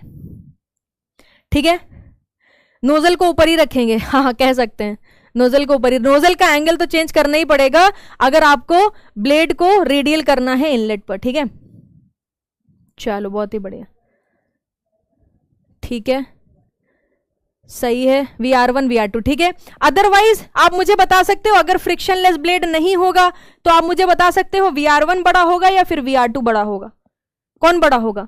मान लो फ्रिक्शन है, ब्लेड में फ्रिक्शन है, रिलेटिव वेलोसिटी अलग अलग है, कौन बड़ा होगा, VR1 या VR2?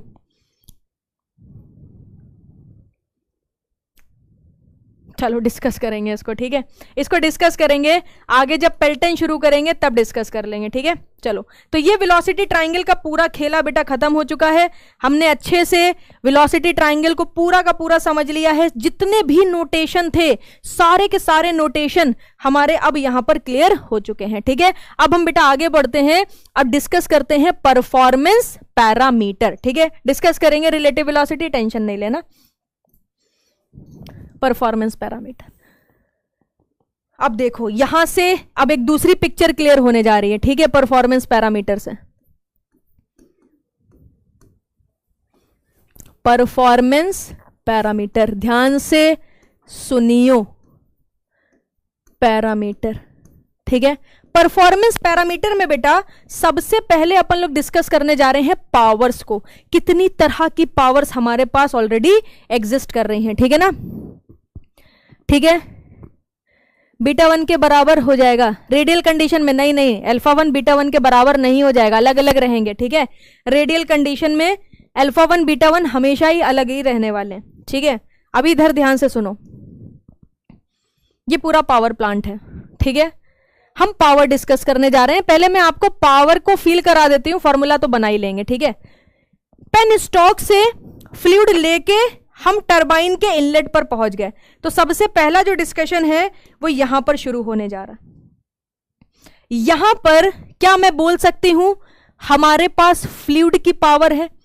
अभी मैं कोई नोजल नहीं लगा रही हूं, कुछ नहीं लगा रही हूं, सिर्फ मैं ये देखना चाह रही हूं कि पेन स्टॉक से फ्लूइड अगर हम उतार के यहां पर ले आए हैं तो यहां पर फ्लूइड की पावर है यहां पर, और यहां पर हेड हमें कौन सा मिल रहा है, नेट हेड मिल रहा है। ठीक है ना, यहां पर कौन सा हेड मिलेगा, नेट हेड मिलेगा, नेट हेड मिलेगा। ठीक है, सब बना देती हूं, ध्यान से समझियो, कोई टेंशन नहीं लेना है। ये क्या मिल रहा है, नेट हेड मिल रहा है H। ठीक है, क्या यहां पर फ्लूइड की पावर है, यस, सारे बच्चे बोल रहे हैं कि हाँ मैम। इस फ्लूइड की पावर को हम लोग क्या बोलते हैं पता है, इसको हम लोग बोलते हैं हाइड्रोलिक पावर। क्या बोलते हैं बेटा, हाइड्रोलिक पावर, हाइड्रोलिक पावर, बहुत ही बढ़िया। टरबाइन के इनलेट पर अभी मैंने फ्लूइड ब्लेड को दिया नहीं है, अभी ये रोटर में पहुंचा नहीं है, अभी रोटर ने शाफ्ट को पावर दी नहीं है। हम सिर्फ इनलेट पर बात कर रहे हैं कि जब फ्लूइड एक एनर्जी के साथ टरबाइन में एंट्री मारने वाला होगा, उसके पास उस वक्त कितनी पावर होगी। आप बोल रहे हो कि मैम उस वक्त इसके पास हाइड्रोलिक पावर होगी। अब ये इतनी पावर लेके किसके पास पहुंचेगा, रोटर के पास पहुंचेगा कि नहीं पहुंचेगा। इतनी पावर लेके किसके पास पहुंचेगा, रोटर के पास। और रोटर क्या करेगा, खुद को रोटेट कर देगा, खुद को रोटेट कर देगा। तो यहां पर बेटा ये जो आपको रोटर देखने को मिल रहा है, ये रोटर क्या होगा, ये अब रोटेट होना चालू होगा। ये क्या होना चालू होगा, रोटेट होना चालू होगा with some angular velocity omega.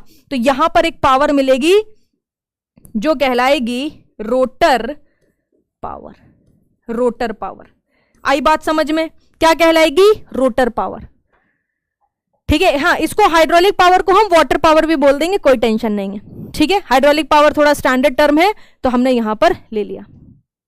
ठीक है, सब लॉसेस होंगे आलोक, आपने जो बात लिखी है ना वही यहां डिस्कस होने जा रही है कि लेके आया था हाइड्रोलिक पावर, जाके ब्लेड से टकराया, रोटर को नचाया, हाइड्रोलिक पावर नहीं मिली, रोटर पावर मिली, कुछ एनर्जी का लॉस भी हुआ।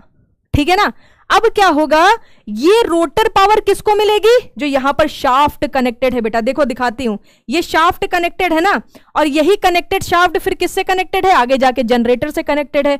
तो ये रोटर पावर मिलेगी शाफ्ट को, और यहां पर हमको मिल जाता है शाफ्ट पावर। कौन सी पावर मिलती है, शाफ्ट पावर मिलती है। आप मुझे बताओ तीनों में सबसे ज्यादा कौन सी होनी चाहिए, तीनों में सबसे ज्यादा कौन सी होनी चाहिए अकॉर्डिंग टू यू। चलो खेला अच्छा है ये, ठीक है, हाइड्रोलिक मशीन का खेला बढ़िया है, मजा आती है पढ़ने में। सबसे ज्यादा पावर कहां मिलेगी, कौन सी होगी सबसे ज्यादा पावर अकॉर्डिंग टू यू। इतनी पावर लेके आया, जाके ब्लेड से टकराया, कुछ एनर्जी का लॉस हुआ, बट कोशिश करते करते एनर्जी का कुछ कन्वर्जन कर लिया रोटर पावर में। अब रोटर रोटेट हो रहा है, बेरिंग्स लगी हुई हैं, ब्लेड्स लगी हुई हैं, मैकेनिकल कंपोनेंट्स लगे हुए हैं, नाच रहा है, नाच रहा है, ठीक है ना। क्या होगा, मैकेनिकल लॉसेस। कौन से लॉसेस होंगे, मैकेनिकल लॉसेस। और वो लॉस होने के बाद क्या मिलेगा, शाफ्ट पावर। तो हमेशा ध्यान रखियो सबसे ज्यादा होगी हाइड्रोलिक पावर, फिर हाइड्रोलिक पावर कन्वर्ट होती है रोटर पावर में, और रोटर पावर कन्वर्ट होती है शाफ्ट पावर में, और शाफ्ट पावर जाके फिर इलेक्ट्रिसिटी जनरेट करती है, जो हमारा काम नहीं है। यहां से इलेक्ट्रिकल एनर्जी वालों का, इंजीनियरिंग वालों का काम शुरू हो जाता है। वो तार वार लेके बिजली सही करते रहते हैं, अर्थिंग ठीक करते रहते हैं, ठीक है, हमारा काम यहीं तक है। तो ये चीज हमें समझ आ गई कि हमें पहले तो ये तीन पावर देख लेनी चाहिए, और रोटर पावर में मैकेनिकल लॉसेस अगर हम माइनस कर दें तो हमें शाफ्ट पावर मिल जाएगी। कुछ बच्चों ने सीक्वेंस भी बना के दे दिया है जो कि एकदम परफेक्ट है, ठीक है। चलो परफॉर्मेंस पैरामीटर में सबसे पहला पावर जो है वो है आपका, अभी तो सबको समझ आ गया है, हाइड्रोलिक पावर। हाइड्रोलिक पावर ध्यान से समझियो, ठीक है। अब यहां पर कंसेप्ट है हाइड्रोलिक पावर, ठीक है।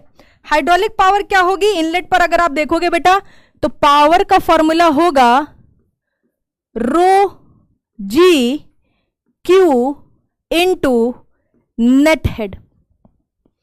ये फॉर्मूला होगा हाइड्रोलिक पावर का, पहले भी डिस्कस कर चुके हैं। जब हमको कहीं पर किसी सर्टेन हाइट पर फ्लूइड होता था और कहीं पर बॉटम पर हम देख रहे हैं कितनी पावर ट्रांसमिशन होगा, तो रो क्यू जी इंटू एच हमारा फॉर्मूला हो जाता था, ठीक है। अभी ध्यान से देखो, यहां पर रो क्या है, डेंसिटी ऑफ फ्लूइड है, density of fluid, density of fluid है, ठीक है। इसके अलावा बेटा जी क्या है, ग्रेविटी है, जी क्या है, ग्रेविटी है, ठीक है।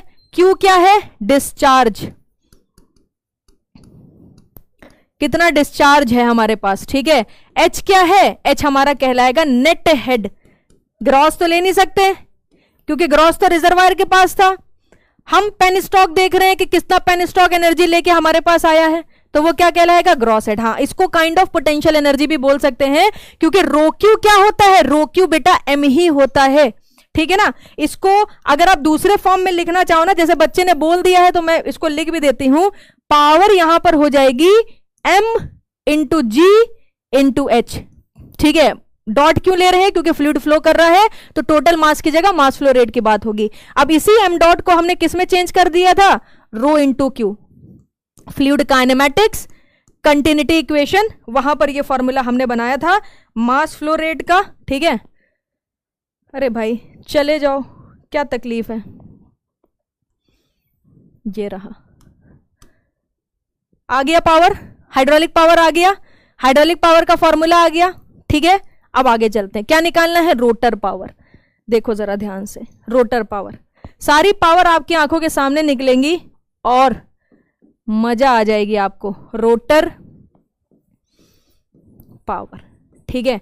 अच्छा एक चीज समझने की कोशिश करो, रोटर पावर की बात अगर यहां पर हो रही है तो हम ये मान रहे हैं ना कि रोटर रोटेट कर करके कितनी एनर्जी प्रोड्यूस कर रहा है। बातचीत कर लेते हैं, बातचीत से सारे मसले सॉल्व हो जाते हैं, है कि नहीं। दो लोगों के बीच में झगड़ा हो, बिठाल के बातचीत करा दो, खत्म हो जाएगा झगड़ा। इसी तरीके से कंसेप्ट से अंडरस्टैंडिंग ना हो रही हो, बातचीत कर लो, सब समझ आ जाएगा। ठीक है, अब मेरा सवाल ये है कि क्या ये वही रोटर पावर है जो रोटर रोटेट हो के पावर जनरेट कर रहा है? यस, बोल रहे हैं बच्चे, हाँ भैया यही पावर है। क्या यहां पर अगर यही वाली पावर है, जैसे कि इससे पहले आपने बोला पोटेंशियल एनर्जी थी, mgh था, तो वही लगा के पावर निकाली, यहां पर क्या होगा? रोटेशन से एक टेक्निकल टर्म आता है, पहचानो पहचानो, टेक्निकल टर्म आता है रोटेशन से, जिसे हम लोग बोलते हैं टॉर्क। कहीं पर भी रोटेशन होता है, दो चीजें आती हैं, टॉर्क आता है और एंगुलर वेलोसिटी आती है। आता है कि नहीं आता? टॉर्क आता है और एंगुलर वेलोसिटी। इसका मतलब है ये जो एनर्जी है ना, अब ये क्या करेगी? टॉर्क जनरेट करेगी। जब तक टॉर्क नहीं आएगा तब तक रोटेशन कैसे आएगा भैया जी? काइनेटिक एनर्जी आएगी रोटेशन में। बहुत सही, यहां पर रोटेशन जो हो रहा है उससे टॉर्क डेवलप होगा। और हमेशा ध्यान रखियो, पावर का जो फॉर्मूला होता है ना, पावर का जो फॉर्मूला होता है ना, वो क्या होता है? Torque into angular velocity. Power का फॉर्मूला होता है टॉर्क इनटू एंगुलर वेलोसिटी। यहां पर ये फॉर्मूला क्यों लगाया? क्योंकि यहीं पर रोटेशनल पावर डेवलप हो रही है, और जहां पर भी रोटेशन होगा वहां टॉर्क होगा, टॉर्क होगा तो एंगुलर वेलोसिटी होगी, टॉर्क इनटू एंगुलर वेलोसिटी ही हमें पावर देता है। ठीक है, टॉर्क क्या है? अब देखना जरा ध्यान से, टॉर्क को हम लोग बोलते हैं रेट ऑफ, भैया वॉर्टेक्स फ्लो पढ़ा है ना, अभी कोई रोया तो बेटा पिटाई हो जाएगी। मैंने जब आपको वॉर्टेक्स फ्लो पढ़ाया था वहां पर भी मैंने बोला था कोई एक्सटर्नल टॉर्क नहीं है, जीरो कर दो। टॉर्क का फॉर्मूला भी बनाया था, क्या बनाया था? Rate of change of moment of momentum, moment of momentum, rate of change of moment of momentum. ठीक है, यही तो था, यही तो था torque, rate of change of moment of momentum. अब हम यहां पर टॉर्क निकालेंगे, उसके बाद आसानी से हम पावर को निकाल सकते हैं। ये भी सही लिखा है वेद, बहुत ही बढ़िया। Rate of change of moment of momentum को ही बोलते हैं रेट ऑफ एंगुलर मोमेंटम, यही कहलाता है रेट ऑफ एंगुलर मोमेंटम। आज से ध्यान रखियो दोनों ही चीजें, रेट ऑफ एंगुलर मोमेंटम। ठीक है, तो एंगुलर मोमेंटम का मतलब ही यही है, मोमेंटम का मोमेंट ले लेना।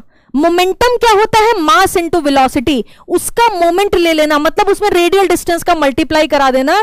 तो ध्यान से समझने की कोशिश करिए, rate of angular momentum eight inlet की बात करते हैं। ठीक है, rate of angular momentum, rate of angular momentum eight inlet. देखो बेटा, जितनी एनर्जी डालनी है ना यही डालनी है, इसके बाद जो टरबाइन है सब स्टैंडर्ड केस है। देखो भैया, ये टरबाइन है, इसकी पावर का फॉर्मूला ये है, इस एफिशिएंसी वगैरह सब यहां निकाल लेंगे, वहां सिर्फ वैल्यू की बात करेंगे। टरबाइन में 50% एफिशिएंसी मिलती है, टरबाइन में बीटा इतना होता है, टरबाइन में अल्फा इतना होता है, सिर्फ डेटा है। तो जितना टाइम लगना है यही लगना है, जो भी चीजें सीखनी है बस यही सीखनी है। क्योंकि जैसे ही क्लासिफिकेशन में जाएंगे कुछ नहीं करेंगे, वैल्यूज लिखेंगे कि करंट टाइम पर हम क्या चीज कितनी यूज कर रहे हैं, कौन सा सिस्टम कितनी एफिशिएंसी दे रहा है, किसमें कितनी पावर मिल रही है, किसमें कितना एंगल सेट कर रहे हैं, कितने नंबर ऑफ ब्लेड्स हैं, कितने रोटर का डायामीटर क्या है, लेंथ क्या है, विड्थ क्या है, बस यही पढ़ेंगे। डेटा बेस्ड, कुछ सीखने वाली बात नहीं होगी, सीखना यहीं पर है। हाँ, ओमेगा आएगा, बिल्कुल बिल्कुल बिल्कुल ओमेगा आएगा। तो rate of angular momentum at the inlet का मतलब क्या है बेटा? Moment of momentum. तो पहले मैं मोमेंटम लिखती हूं, mass flow rate into velocity. अब मुझे यहां पर बताओ, अगर रोटेशनल पावर की बात हो रही है, बहुत सारी वेलोसिटी पड़ी, u1 v1 vr1 v omega 1 vf1, यहां कौन सी वेलोसिटी पुट करूं? बताइए, यहां पर मैं कौन सी वेलोसिटी को पुट करूं?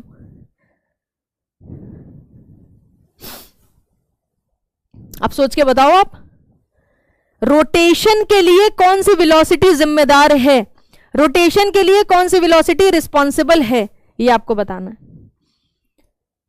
आर ओमेगा, बहुत ही बढ़िया, आर ओमेगा नहीं we omega.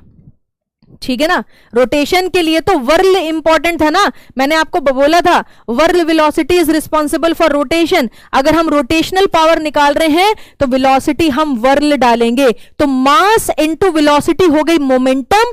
Moment of momentum का मतलब है रेडियल डिस्टेंस r1 का मल्टीप्लाई करा दो। इनलेट पर रेडियल डिस्टेंस हमने r1 ही मानी, वो दिखाया भी था आपको, ठीक है ना, वो दिखाया भी था आपको। r1 कैसे लेते हैं, r1 कैसे लेते हैं, यहां पर देख लो बेटा, यहां पर देख लो, ये सेंटर से इनलेट तक की जो डिस्टेंस है r1 कहलाएगी। इसको थोड़ा इधर बना देते हैं, इधर जगह भी है।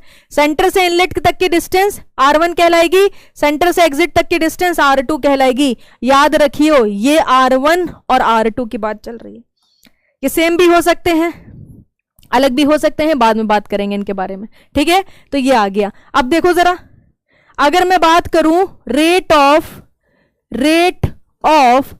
Angular momentum, rate of angular momentum at exit, ठीक है, rate of momentum at the exit. तो एग्जिट पर मास फ्लो रेट कितना होगा, अच्छा इसको 1 कर देना, ठीक है।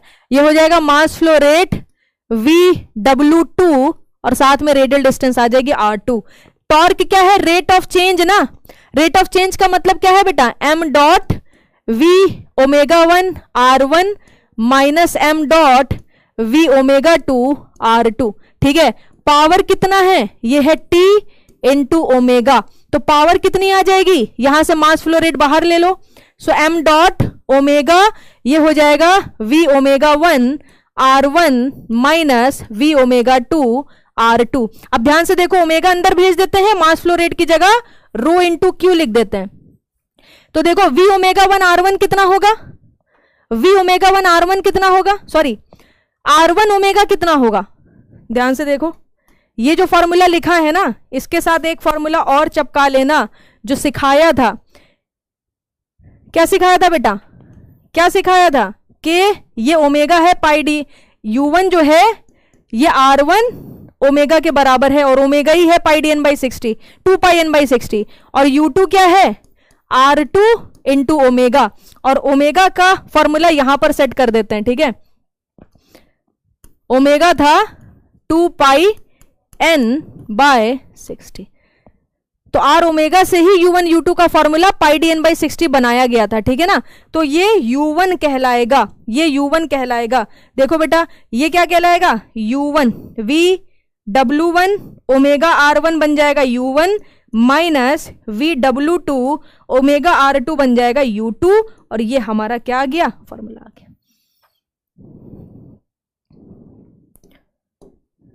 समझ आया कैसे हमने रोटर पावर निकाली। और उस बच्चे ने जो सवाल पूछा था, अभी मुझे ध्यान नहीं है उसका नाम क्या था बच्चे का, उसने यही बोला था कि मैम रोटेशन के लिए तो फिर VW1 ले लेना चाहिए ना, V1 थोड़ी ना लेंगे। देखो बेटा VW1 ही लिया है, V1 नहीं लिया है, ठीक है। आया बात समझ में सभी लोगों को, क्या ये इक्वेशन समझ आ गई है। हमेशा ध्यान रखना VW1 जो लिया है एंड VW2 जो लिया है वो विद साइन कंसिडर करेंगे, विद साइन कंसिडर करेंगे, ठीक है ना। VW1 एंड VW2 हमेशा विद साइन कंसिडर करेंगे। This is the rotor power, this is the rotor power, final answer, ठीक है। समझ आ रहा है, सन्नाटा तो नहीं है। कितने प्रतिशत बच्चे ऐसे हैं जो नहीं समझ पा रहे हैं कि मैम क्या करा रहे हो, पागल बना रहे हो ऐसा तो नहीं है, भाग जाओ यहां से। मतलब आप लोग मुझे तो नहीं बोल रहे भाग जाओ यहां से।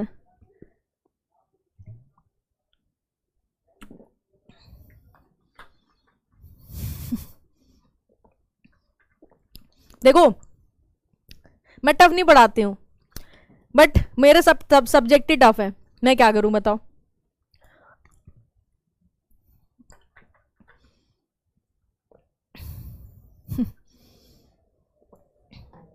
मैं टफ नहीं पढ़ाती, मेरे सब्जेक्ट ही टफ है।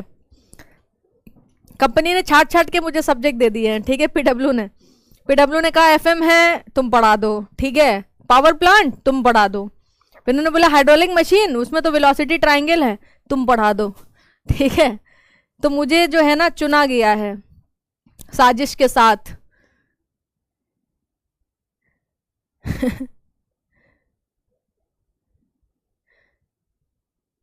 एक डाउट है, डिस्चार्ज तो बीटा 2 के थ्रू होगा। नहीं देखो बेटा, होता क्या है ना, एक बार आप ये समझने की कोशिश करो कि फ्लूइड रेडियल वेलोसिटी से एंट्री करा है, फिर जब वो एग्जिट कर रहा है तो उसके पास तब भी उसकी एब्सोल्यूट वेलोसिटी तो होगी, v2 से ही बाहर निकलेगा। तो वो जो v2 की बात कर रहे हैं हम, उसको हम लोग क्या ले रहे हैं, अल्फा 2 कंसिडर कर रहे हैं। आपको क्लैरिटी मिल जाएगी, टेंशन मत लो। अभी यही वेलोसिटी ट्रायंगल को फिर से डिस्कस करेंगे पेल्टन में, हो सकता है नेक्स्ट सेशन में करें, तब आपको ज्यादा क्लैरिटी मिल जाएगा। चलो चलो, बहुत ही बढ़िया। फ्लूइड पढ़ लो बेटा, फ्लूइड नहीं पढ़ के यहाँ तो कोई बिल्कुल ना दिखे मुझे, ठीक है। बिना फ्लूइड मैकेनिक्स के, अगर ऐसा होता ना तो पहले मैं हाइड्रोलिक मशीन पढ़ा देती, ओपन चैनल फ्लो पढ़वा देती, फिर एफएम शुरू करती। एक सीक्वेंस है ना। उतना क्लियर समझ नहीं आया है, धीरे धीरे देखो। अगर फ्लूइड मैकेनिक्स नहीं पढ़े होगे भाई, ये सब नहीं समझ आएगा। आपकी जगह मैं भी होती ना, तब भी नहीं समझ पाती। दूसरी चीज क्या है कि थोड़ा सा वेट करके चीजें समझनी पड़ेंगी। अगर एकदम ही जीरो पे खड़े हो, बहुत ही पाप कर रखे हैं जीवन में, 11th 12th 9th 10th सब खड्डे में है, तब तो भाई आपको बहुत मेहनत करने की जरूरत है, ठीक है। बाकी समझ आ रहा है।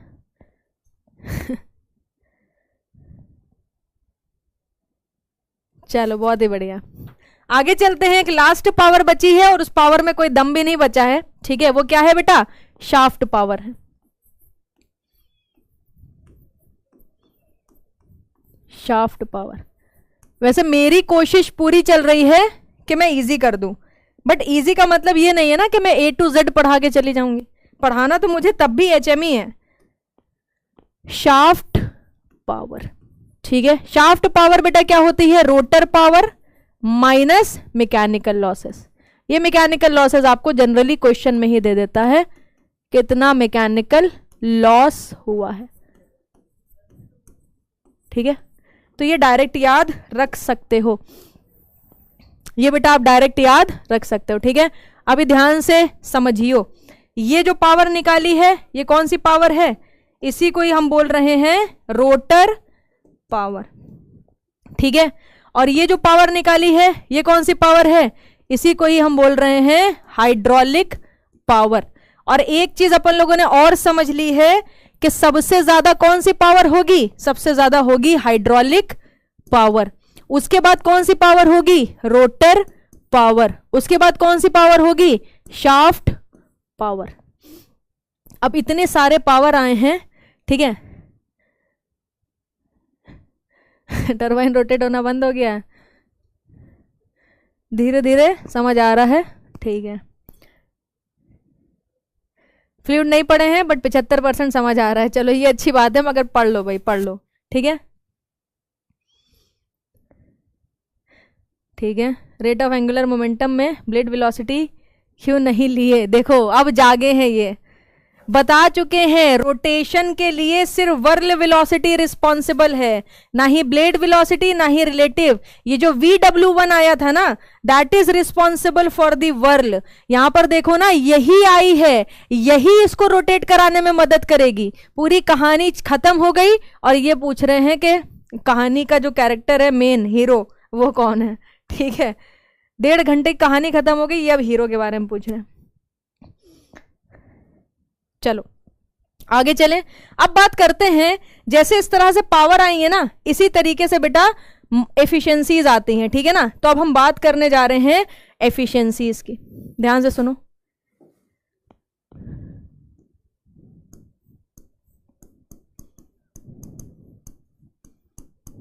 एफिशिएंसीज, ठीक है। तो सबसे पहली जो बेटा एफिशिएंसी है, ये कहलाती है हाइड्रोलिक एफिशिएंसी। कौन सी एफिशिएंसी कहलाती है, हाइड्रोलिक एफिशिएंसी।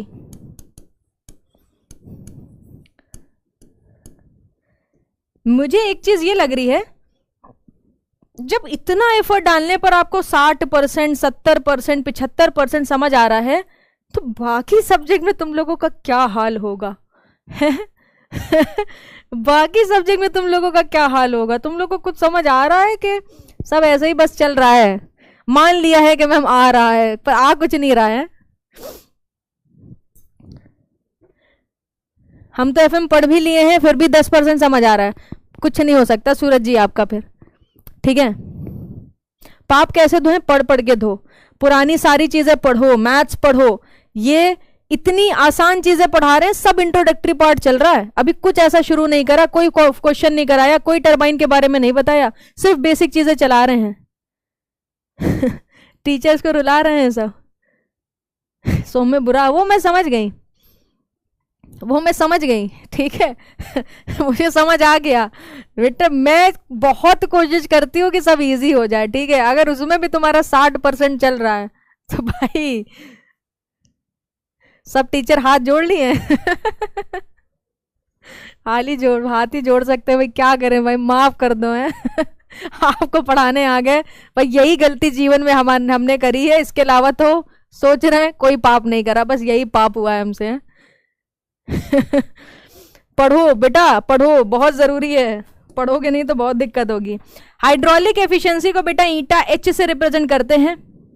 ये एफिशिएंसी जो है ये बताती है, हाइड्रोलिक एफिशिएंसी बताती है कि हमारे पास जो हाइड्रोलिक पावर थी उसको हम कितना कन्वर्ट कर पाए। मतलब क्या है कि हाइड्रोलिक पावर किस में कन्वर्ट हुआ है? रोटर पावर में, ठीक है ना, रोटर पावर में। तो रोटर पावर क्या है? आउटपुट है। हाइड्रोलिक पावर क्या है? इनपुट है। एफिशिएंसी क्या होती है? Output upon input. बस यही पढ़ना है, ठीक है।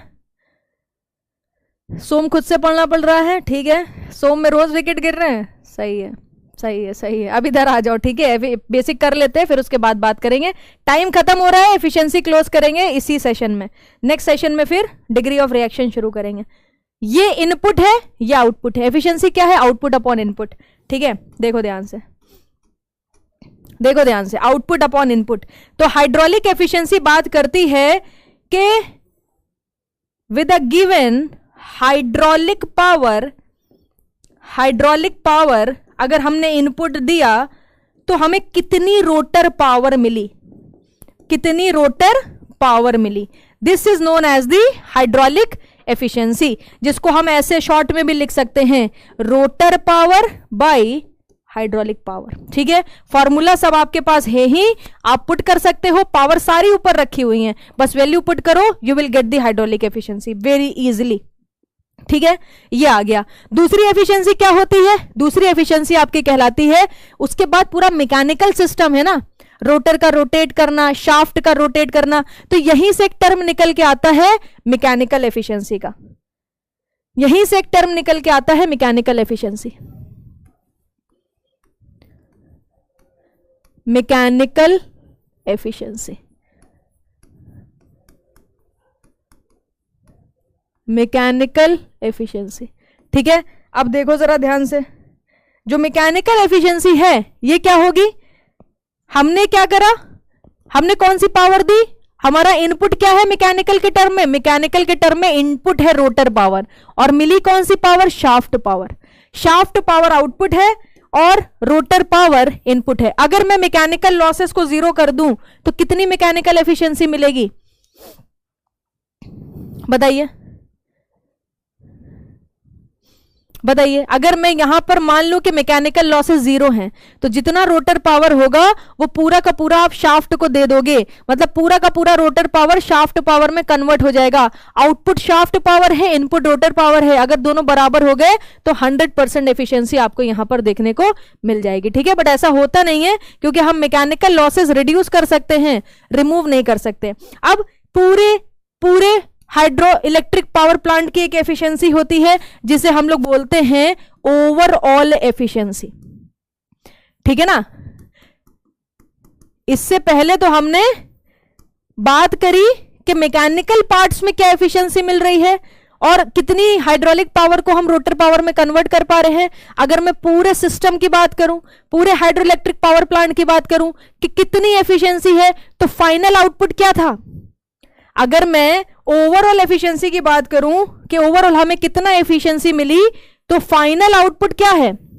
आप बोलोगे कि फाइनल आउटपुट शाफ्ट पावर है। सबसे पहले इनपुट क्या दिया था? आप बोलोगे सबसे पहले इनपुट हाइड्रोलिक पावर दी थी। तो ये कहलाती है overall efficiency of the hydroelectric power plant, ठीक है। इसको भी आपको ध्यान रखना है, final output upon final input, मतलब इनपुट इन द सेंस कि आपने जो एक्चुअल में इनपुट दिया था, तो आपको मिली शाफ्ट पावर है बट आपने दी थी हाइड्रोलिक एनर्जी, ठीक है, तो हाइड्रोलिक पावर हो गई, shaft power upon hydraulic power overall efficiency. अब देखो जरा यहीं पर क्या करते हैं, रोटर पावर से डिवाइड करा देते हैं, रोटर पावर से मल्टीप्लाई करा देते हैं, हाइड्रोलिक पावर हो गई, ठीक है। तो यहां से एक और फॉर्मूला निकल के आएगा, rotor power upon hydraulic power क्या कहलाती है, hydraulic efficiency. Shaft power upon rotor power क्या कहलाती है, मैकेनिकल एफिशिएंसी। इससे सवाल बनता है, डीपीपी आज मिलेगी उसमें भी इससे सवाल मैंने डाला है, ठीक है ना। हाइड्रोलिक एफिशिएंसी दे देगा, मैकेनिकल एफिशिएंसी दे देगा, बोलेगा कि ओवरऑल एफिशिएंसी को फाइंड आउट करो। तो ये कुछ एफिशिएंसीज है, याद रखना है। अब इसके अलावा जैसे जैसे आगे टरबाइन में पढ़ेंगे कुछ और एफिशिएंसीज निकल के आएंगी, जैसे कि ब्लेड एफिशिएंसी, नोजल लगा देंगे, पेल्टन टरबाइन पढ़ेंगे तो नोजल लगाएंगे क्योंकि वहां पर हमें इनलेट पर काइनेटिक एनर्जी क्रिएट करनी पड़ती है, तो हम नोजल की भी एफिशिएंसी पढ़ने वाले हैं, ठीक है। ऐसे करके आगे ड्राफ्ट ट्यूब पढ़ेंगे तो ड्राफ्ट ट्यूब एफिशिएंसी भी पिक्चर में निकल के आएगी, ठीक है। आई बात समझ में कि नहीं आई? Is it clear to everyone और नॉट? यस और सीसी में आंसर करिए, फिर आगे चलते हैं। आगे क्या चलना है, सेशन तो कम खत्म हो ही गया है, ठीक है। हम नेक्स्ट सेशन में शुरू करेंगे।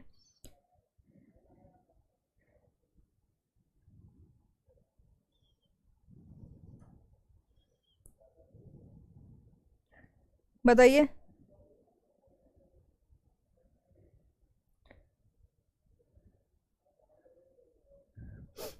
सीसी बनाओ सारे के सारे लोग।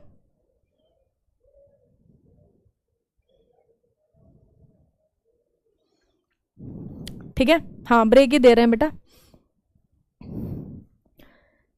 I don't use any other MCQ. You don't need to use any other MCQ book, okay? Just do one thing. If you are preparing for the SSC JEE examination, उसका PYQ तो आपको लगा ही लेना चाहिए क्योंकि वो आपको डायरेक्ट एक हिंट देता रहेगा कि कैसा एग्जाम आने वाला है। उसको छोड़ के मेरी क्लासेस और DPP मोर देन सफिशिएंट है। आप किसी भी रेफरेंस बुक को फॉलो मत करो, बट हाँ जो भी एग्जाम है उसका PYQ तो आप साथ ही साथ करते ही चलना, ठीक है। रोटर पावर का फॉर्मूला रिपीट कर देते हैं, बाकी सब लोग जा सकते हैं।